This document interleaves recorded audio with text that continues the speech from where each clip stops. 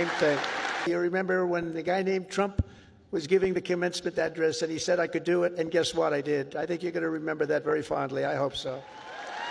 Second of all, and very importantly, you have to love what you do. Okay? You have to.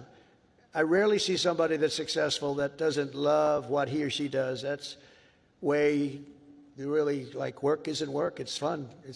I find it fun. I work all the time and I find it fun. If I didn't find it fun, I wouldn't be successful, whether it was real estate or in showbiz. I had a lot of different careers, but I loved real estate so much, and I was very successful in real estate because I loved it. I learned a lot from my father because I watched him work. He worked he was a workaholic. He loved to work. He's a good man. He was a tough guy, tough as hell, actually. Now that I think back, I don't know if you could even get away with that nowadays. He was tough, but he was a good man, I'll tell you. And he worked 7 days a week. He worked Saturdays, Sundays, it didn't matter. And I learned by watching him, he loved his life. He loved what he was doing. He had a great long-term marriage, a long, many years. He beat me on that one.